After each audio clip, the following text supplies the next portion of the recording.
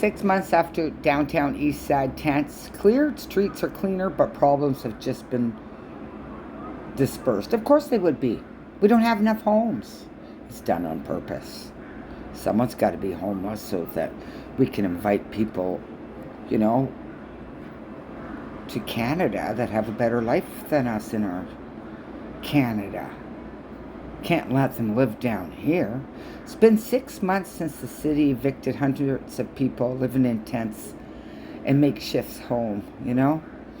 While some business owners and residents says the decision to dismantle the tent city has made the streets safer. Really, it hasn't. It's still fucking shitty. And you can tell by my videos, others are critical of an action that costs more than $400,000. We can't even get a ramp. I mean, they spend so much money with the big trucks cleaning up after them, and we can't even get a ramp. You know, so we're blocked in by the street market, too. Me and Daisy and other people in my building.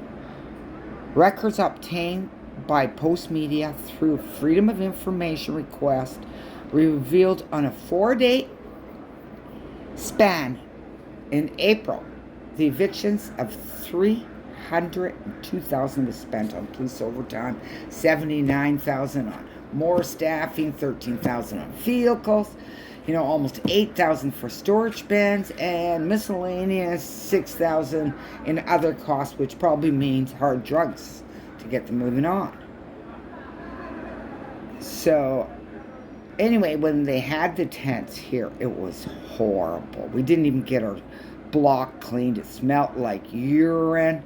So if they spent that much money in 4 days, they spent like $500 million maintaining the people on the freaking street with all the fires and everything.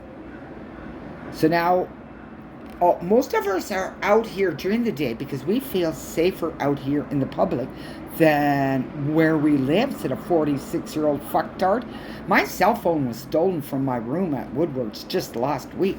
Well, guess what, 46-year-old fucktard? I've been robbed more outside than inside.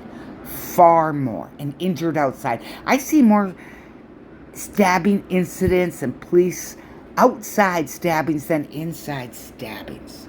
Feel safer? So you come in my fucking block and make us all feel unsafer? Well, that's pretty selfish.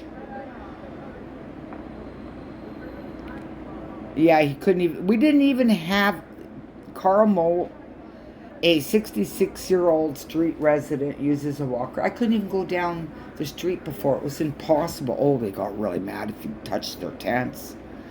You know, we were left out of fucking wheelchair access, stroller access, and walker access in front of our building. Look at that. Yeah, I was on the 4th floor celebrating out my window, I'm pretty sure. April the 5th, I should check that out. Of course, it's going to spew into other neighborhoods.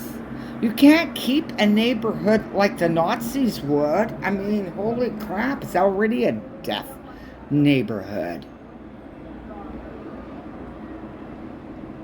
It's your guys' fault that you've got them on drugs. You enable them, and then you enable their behavior, or you give them a special Bill C something or another so they can commit crimes for free. Yeah. Crab Park, I won't even go to Crab Park anymore. Yeah.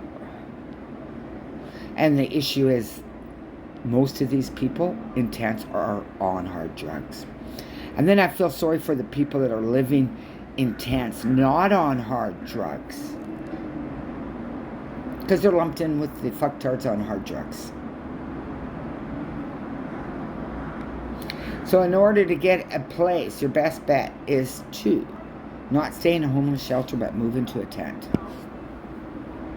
That's how it is. And I've seen it because I've spent a lot of time in homeless shelters. They're safer than the streets by far. Never saw any stabbings in the homeless shelters, just on the streets.